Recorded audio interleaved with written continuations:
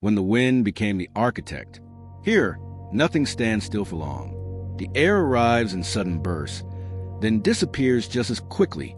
Gusts race across open plains, spiral through narrow passes, and return stronger than before. And in this relentless current, a hotel was built where wind was not a condition. It was a dominant force. At first, the site looked deceptively calm. A wide plateau stretched toward distant cliffs, exposed but beautiful. Yet wind data told a different story. This was one of the most aerodynamically complex landscapes on Earth, where air accelerated unpredictably, changing direction without warning. What seemed like open space was actually a moving system. To understand why this hotel matters today, we have to return to the first tests. Temporary structures were erected to measure wind loads, and many of them failed within days, not from collapse, but from fatigue. Bolts loosened, panels vibrated endlessly, materials aged years and weeks. The wind did not strike violently. It never stopped touching. Traditional design principles failed immediately. Flat surfaces amplified pressure. Sharp edges created turbulence. Even rounded forms caused vortices that shook structures from within. The wind punished anything that tried to oppose it. The breakthrough came when engineers stopped designing against the wind and began designing for it. Instead of shielding the building, they shaped it to guide airflow. The hotel would not block wind paths. It would become part of them. Designs shifted radically. Walls curved and twisted, redirecting gusts smoothly around the structure. Open channels were carved through the building, allowing air to pass freely instead of building pressure. The hotel began to resemble a landform more than architecture. But surrendering to the wind introduced a deeper fear. If the building allowed wind to pass through it, would it feel exposed? Unsafe? Could guests ever relax in a place where the air never rested? As prototypes were tested, something unexpected happened. Structures that allowed wind to flow aged more slowly than those that resisted it. Vibrations softened. Noise diminished. The wind, when given space, became quieter. Still, the site had one more lesson to deliver. During seasonal shifts, wind patterns intensified beyond anything previously recorded. Speeds doubled. Directions fractured. The plateau became a living map of invisible motion. And as the hotel's final form took shape, the team faced a question that challenged every instinct they had. What happens when you stop designing the building and let the wind finish the work? Letting the wind finish the work meant surrendering authorship in a way few architects ever consider. Design stopped being fixed drawings and became frameworks, forms that could accept alteration without breaking intent. The building would not be completed in isolation. It would be completed in motion. As construction advanced, sensors mapped airflow in real time. Data revealed invisible rivers of wind carving paths across the plateau. Some gusts accelerated through narrow gaps. Others slowed, pooling in unexpected pockets. The landscape itself was shaping the air. Instead of correcting these forces, the team followed them. Walls were shifted centimeters at a time, responding to live data. Openings widened or narrowed to smooth turbulence. Curves sharpened where acceleration was needed, softened where pressure built too quickly. The wind was no longer an external threat. It became a collaborator, refining the structure through constant feedback.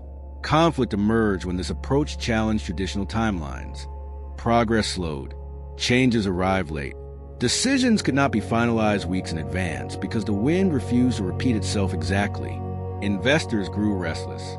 Engineers argued that too much adaptation risked losing structural clarity. The emotional tension peaked during a week of extreme gusts. Wind screamed across the site day and night, stripping temporary coverings, howling through unfinished channels.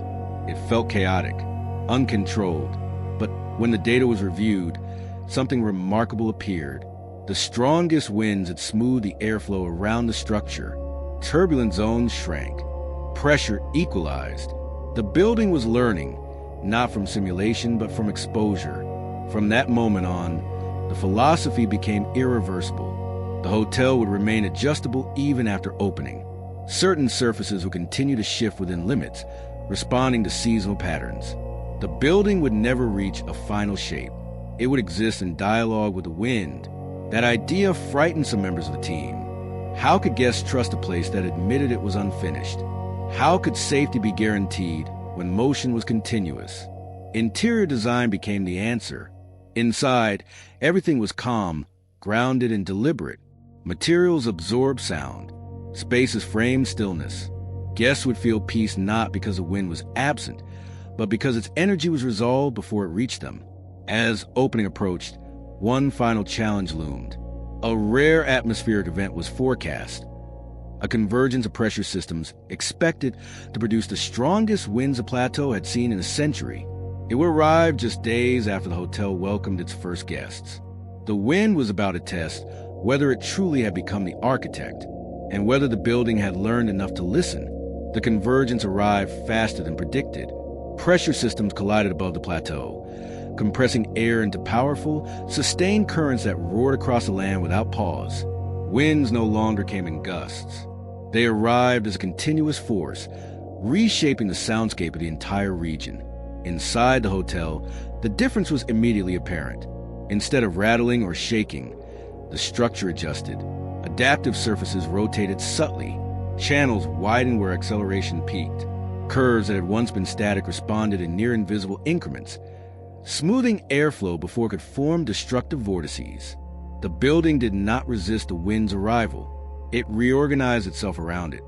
Engineers monitored the data in disbelief. Load spikes flattened. Vibrational frequencies scattered instead of stacking. Areas that models once flagged as vulnerable became zones of surprising calm. The stronger the wind pushed, the more clearly the building revealed its logic. But emotionally, the team was divided. Some watched the transformation with awe. Others felt deeply unsettled. The hotel was no longer following a finished design. It was evolving in real time. Human oversight existed, but only as boundary setting. Within those boundaries, the wind was shaping space. The tension peaked during the second night of the event. Winds exceeded historical records. Temporary instruments failed. Surrounding structures miles away suffered damage. Roads closed. Power lines fell. The plateau became a test ground for everything exposed to air.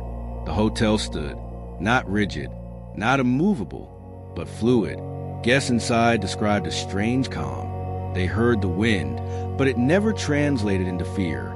Movement was present, yet resolved before reaching them. The building felt alert, responsive, alive, and then something unexpected happened. As the convergence sustained itself, wind patterns around the hotel began to stabilize. Turbulence diminished. Pressure equalized across the structure's surfaces. The building was no longer just responding to wind. It was influencing it, reshaping flow paths in ways that reduced chaos. The implication was staggering. By surrendering authorship, the designers had created something that could negotiate with the atmosphere. Still, one final moment remained. At the height of the event, when the wind reached its absolute peak, the system would either hold its equilibrium or cross a threshold no amount of adaptation could recover from. The plateau held its breath, and the wind prepared to decide whether it would accept the structure it had been allowed to design. At the peak of the convergence, the plateau became a place of pure motion. Wind pressed from every direction at once, compressing, accelerating, searching for weakness. It was a kind of force that stripped paint from steel and peeled roofs from the land miles away. The hotel did not fight it. Adaptive surfaces reached the limits of their movement, then held. Channels aligned into their most open configuration. Curves sharpened just enough to guide flow without concentrating pressure. The structure entered a state of equilibrium that no blueprint had ever described, because it could only exist in this exact moment. Inside, guests felt none of the chaos. Sound deepened, but did not sharpen. Floors remained steady. Walls did not shudder. The wind passed through the building like water through a carefully shaped riverbed, powerful but controlled. The true climax came when sensors showed something unprecedented. Instead of escalating stress, the strongest winds produced the lowest internal loads of the entire event. The building had not merely survived the peak. It had reached its most stable state within it. As the hours passed, the convergence began to unwind. Pressure systems loosened their grip. Wind softened, then fragmented back into familiar gusts. When calm finally returned to plateau, the hotel stood unchanged in appearance, yet profoundly altered in understanding. Post-event analysis revealed the full story. Areas surrounding the structure experienced reduced turbulence. The hotel's evolving form had reshaped airflow across the site, smoothing extremes, redistributing force. By yielding intelligently, it had reduced violence rather than amplified it. Guests left with stories that felt difficult to explain. They spoke of sleeping through a storm that had shut down entire regions, of feeling protected without being isolated, of sensing movement without fear. The wind had not been defeated. It had been given a path. And that is the legacy of the place where the wind became the architect. A reminder that control is not always the highest form of intelligence. That sometimes the safest structures are the ones that allow the world to finish the design. And that when we stop insisting on authorship, we discover a deeper kind of harmony. Sometimes the smallest shift in perspective becomes the beginning of a new future. When the